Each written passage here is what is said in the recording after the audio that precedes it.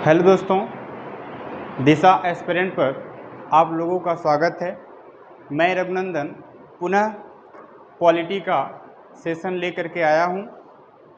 हमने पिछले क्लास में कुछ ऐसी बातों को देखा था जो एग्ज़ाम के लिए यानी कि पॉलिटी के लिए महत्वपूर्ण थे। तो हमें पॉलिटी में पढ़ना क्या है, क्यों पढ़ना है, यह देखें तो सबसे ज़्यादा कौन कौन से ऐसे सेक्टर हैं जहाँ से प्रश्न आते हैं।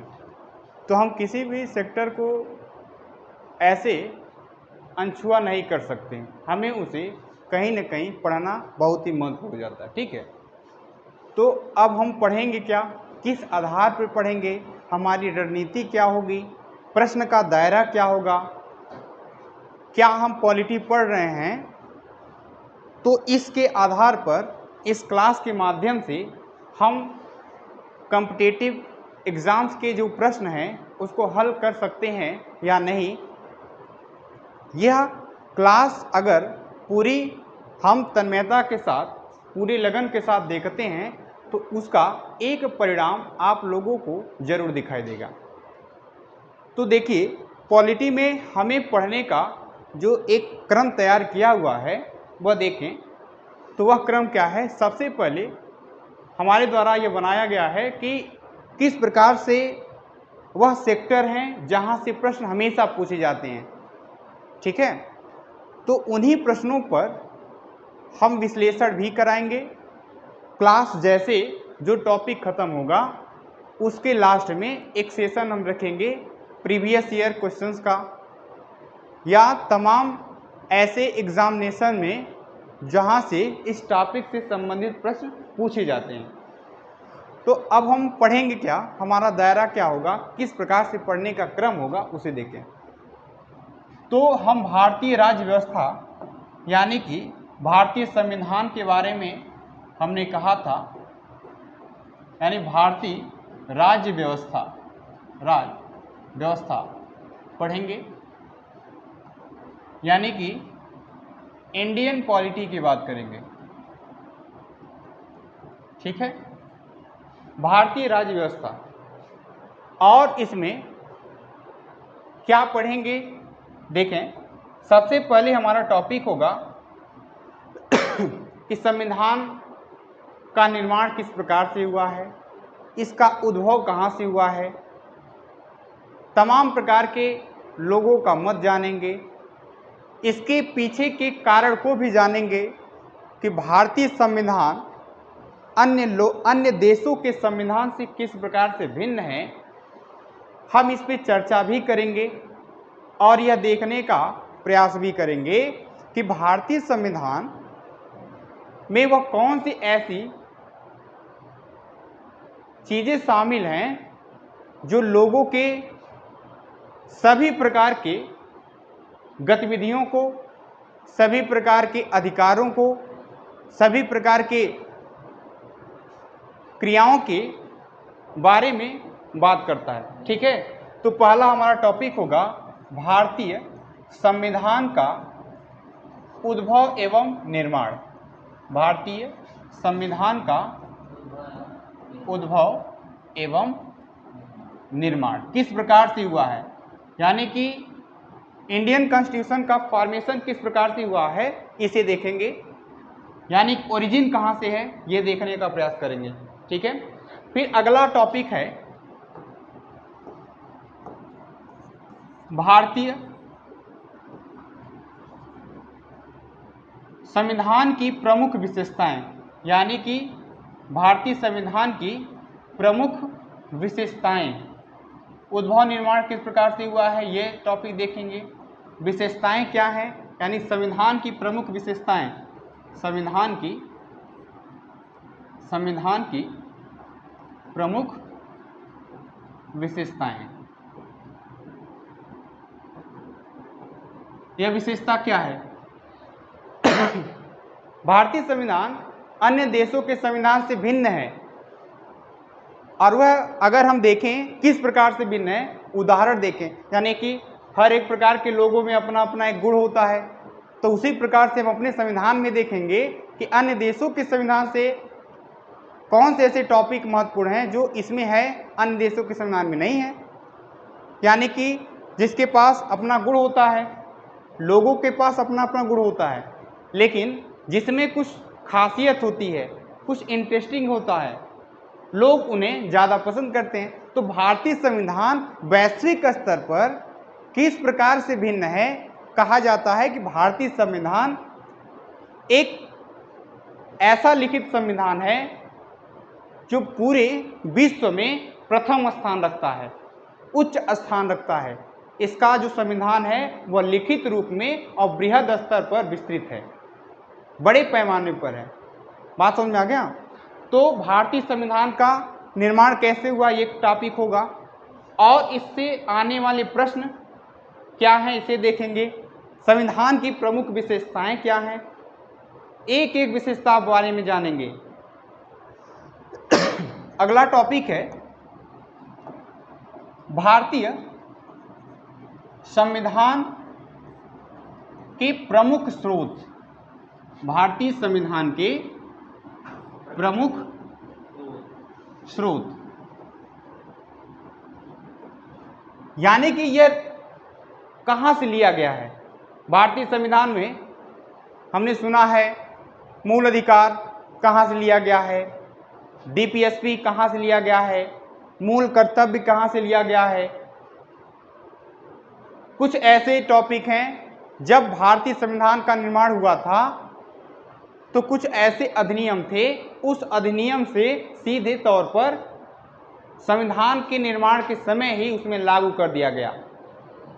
तो हम यह विस्तृत रूप से देखेंगे कहां से कौन से अधिकार लिए गए हैं, कौन से निर्देशक तत्व लिए गए हैं। समझ में आ गया? यह टॉपिक होगा हमारा। अगला टॉपिक होगा प्रस्तावना, प्रियम्बल्स, प्रस्तावना या उद्देशिका। भारतीय संविधान का ये जो प्रस्तावना है या उद्देशिका है, यह एक बहुत ही महत्वपूर्ण टॉपिक हो जाता है, इसलिए हमने इस टॉपिक को अलग तरीके से लिखा। प्रस्तावना या उद्देशिका के बाद हमारा अगला क्रम होगा मूल अधिकार, या इससे पहले देख लेंगे महत्वपूर्ण भाग अनुसूचियां, महत्वपूर्ण भाग एवं अनुसूचियां। यानी कि जो भाग हैं, कितने भाग हैं भारतीय संविधान में, कई भागों में इसे बांटा गया है, ठीक है। और अनुसूचियां कितनी हैं यह भी देखेंगे।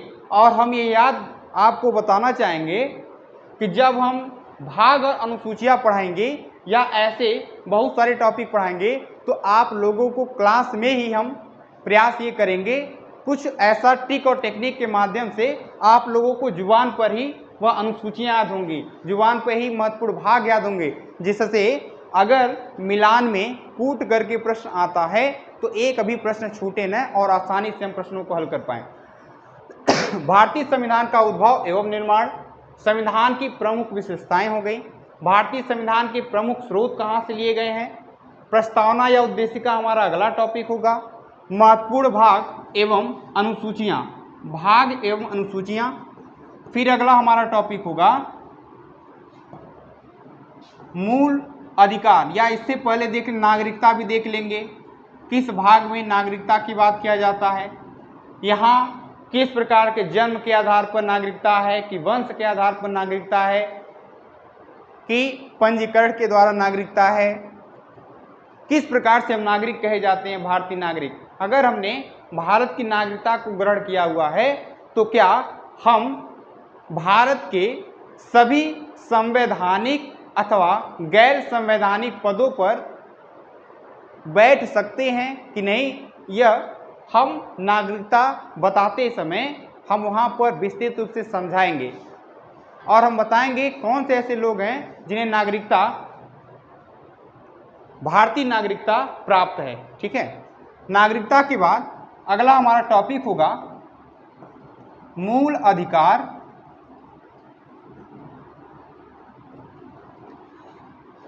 समझ में आ रहा है कि नहीं आ रहा है? मूल अधिकार, उसके बाद राज्य के नीति निर्देशक तत्व, नीति निर्देशक तत्वों के बारे में बात करेंगे। यानी कि मूल अधिकार बोले तो फंडामेंटल राइट्स की बात करेंगे। कौन कौन से राइट्स हमें प्राप्त हैं, भारतीय संविधान हमें किस प्रकार के अधिकारों को देता है, किस प्रकार के अधिकारों को करने के लिए प्रेरित करता है। राज्य के नीति निर्देशक तत्व यानी कि राज्य डीपीएसपी जिसे कहा जाता है, यह देखेंगे।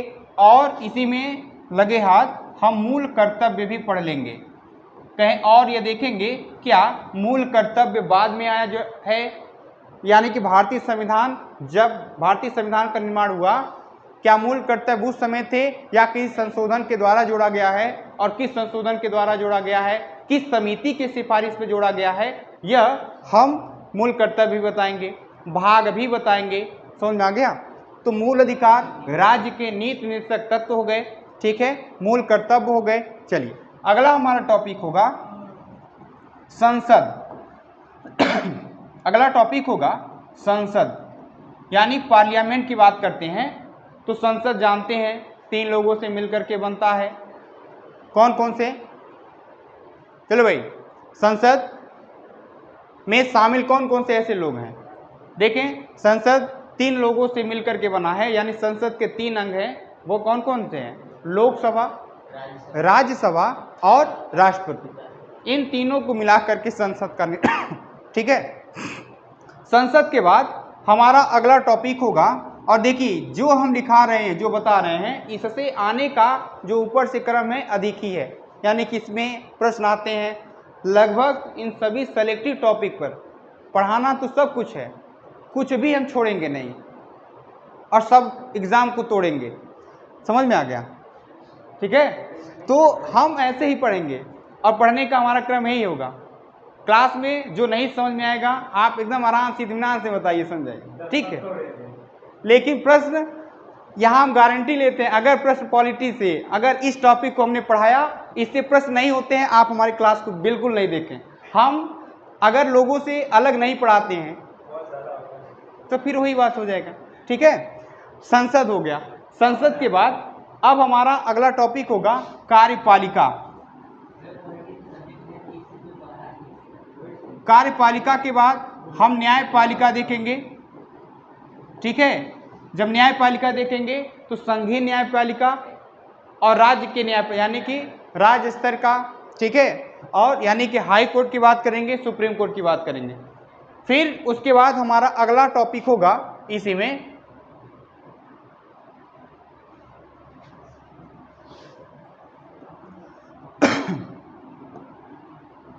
न्यायपालिका। उसके बाद हमारा अगला टॉपिक होगा स्थानीय सरकार।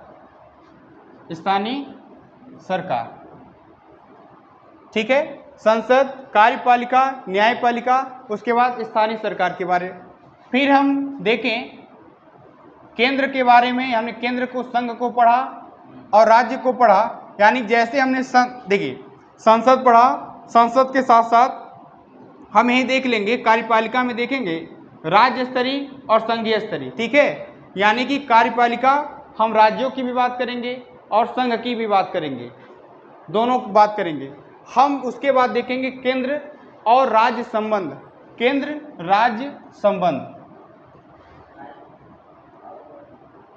केंद्र राज्य संबंध, ठीक है। केंद्र राज्य संबंध के बाद हम अगला हमारा टॉपिक है संवैधानिक एवं गैर संवैधानिक आयोग। संवैधानिक एवं गैर संवैधानिक आयोग, संवैधानिक एवं गैर संवैधानिक आयोग। फिर हमारा अगला क्रम होगा, यह देखिए यह जो टॉपिक है, यह टॉपिक बहुत ही महत्वपूर्ण है और क्लास हमारा इसी प्रकार से होगा, ठीक है। फिर हम संसदीय समितियों को देखेंगे, यानी कि संसदीय समितियां, संसदीय समितियां। संसदीय समितियां के बाद यानी कि हमने बहुत बार सुना होगा प्रश्न में लोक लेखा समिति क्या है, प्राक्कलन समिति क्या है, इनके क्या कार्य हैं, समितियों से प्रश्न पूछा जाता है, इन समितियों में कौन से ऐसे सदस्य हैं जिसकी अध्यक्षता करते हैं, लोक लेखा समिति की अध्यक्षता कौन करता है, इसमें कितने सदस्य होते हैं, प्राक्कलन समिति में कितने सदस्य होते हैं। जब समितियां पढ़ेंगे तो उस समितियों पर चर्चा करेंगे और पूरा वह समितियां हम डिफाइन करेंगे।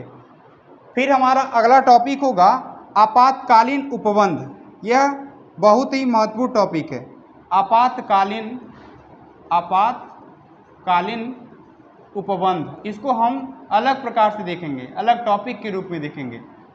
तीनों प्रकार के आपातकाल की बात करेंगे, किस अनुच्छेद में और किस भाग में आपातकाल का बात किया गया है, वह अनुच्छेद और भाग भी हम समझाएंगे, ठीक है। फिर अलग रूप से देखेंगे विधानमंडल, यानी विधान राज्यों का, यानी संसद हमने देखा, हम यहाँ राज्य का विधानमंडल, राज्य का विधानमंडल।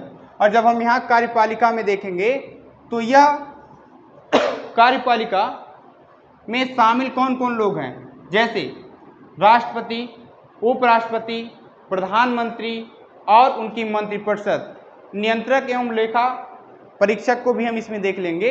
यह कार्यपालिका यानी कि संसद जब हम पढ़ेंगे उसके साथ साथ यहाँ देख लेंगे। अगर लिखना हम चाहें तो लिख भी सकते हैं, यानी कि यहाँ हमारा क्या होगा, हम राष्ट्रपति, उपराष्ट्रपति, ठीक है, राष्ट्रपति हो गए, उपराष्ट्रपति हो गए यानी प्रेसिडेंट, वाइस प्रेसिडेंट, फिर उसके बाद प्रधानमंत्री यानी प्राइम मिनिस्टर्स, और ठीक है इनके जो मंत्रिपरिषद हैं यहाँ हम देख लेंगे, मंत्रिपरिषद।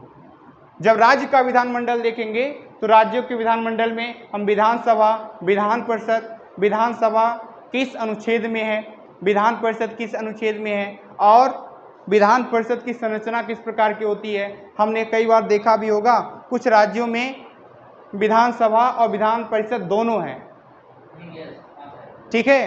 कौन कौन से ऐसे राज्य हैं जहां पर विधानसभा विधान परिषद है, क्या सभी राज्यों में विधानसभा विधान परिषद है, ठीक है। तो हम वहां देखेंगे राज्य के विधान मंडल में। फिर अगला हमारा टॉपिक होगा निर्वाचन। अगला हमारा टॉपिक होगा निर्वाचन। और जब हम निर्वाचन देखें, इस समय निर्वाचन में हम दोनों बात करेंगे, संघ का भी और राज्य का भी। हमारे सामने मुद्दा ये भी आता है, कंफ्यूजन में भी लोग रहते हैं, जैसे स्थानीय सरकार यानी स्थानीय स्तर पर क्या निर्वाचन केंद्र स्तर पर कराती है या राज्य स्तरीय। तो हम देखें स्थानीय स्तर पर जो निर्वाचन की प्रक्रिया है वो संघ के क्षेत्र में नहीं आता है, यह संघ का कार्य नहीं है, यानी केंद्र सरकार उसके लिए, ठीक है, बस गाइडलाइन दे सकती है, लेकिन पूरी तरह से जो भी जिस प्रकार से प्रक्रिया करनी रहती है वो राज्यों का मुद्दा है, राज्यों के पास अधिकार है, राज्यों के पास हो, ठीक है। और लास्ट में देख लेंगे हम लोग संवैधानिक या संविधान संशोधन, संविधान संशोधन, ठीक है।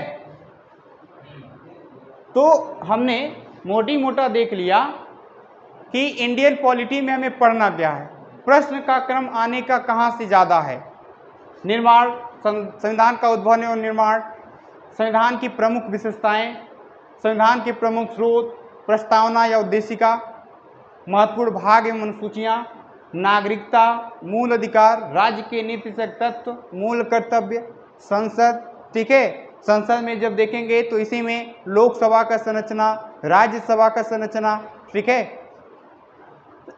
कार्यपालिका, राष्ट्रपति, उपराष्ट्रपति, प्रधानमंत्री, मंत्रिपरिषद, ये पूरा आ जाएगा, ठीक है। अगर हम कार्यपालिका में देखें तो हम यहाँ पर प्रधानमंत्री और मंत्रिपरिषद को, प्रधानमंत्री और मंत्रिपरिषद को यही देख लेंगे, यानी प्रधानमंत्री और उसकी मंत्रिपरिषद, ठीक है। न्यायपालिका हमने बता दिया। स्थानीय सरकार, स्थानीय सरकार मतलब हम ग्राम स्तर पर देखेंगे, ग्रामीण क्षेत्र में किस प्रकार की शासन व्यवस्था है, ठीक है। फिर केंद्र और राज्य के बीच संबंध भी देखेंगे, फिर संवैधानिक एवं गैर संवैधानिक आयोग देखेंगे, संसदीय समितियां मोस्ट इम्पोर्टेंट, आपातकालीन उपबंध, राज्य का विधानमंडल, निर्वाचन और लास्ट में संविधान संशोधन। अगर कुछ ऐसे टॉपिक जो बीच में बच जाते हैं उसको हम पूरी तरह से कवर करने का प्रयास करें, लेकिन यह जो टॉपिक हमने बताया है यह टॉपिक बहुत ही महत्वपूर्ण है, ठीक है, यह सारी चीज़ें इसमें आ जाएंगी। ठीक है, तो आज के लिए हमारा सेशन यहीं तक होता है, फिर आगे हम जो क्लास लेंगे इसी क्रम के आधार पर लेंगे। ठीक है, चलिए भारतीय संविधान का उद्भव एवं निर्माण से स्टार्ट करेंगे। धन्यवाद।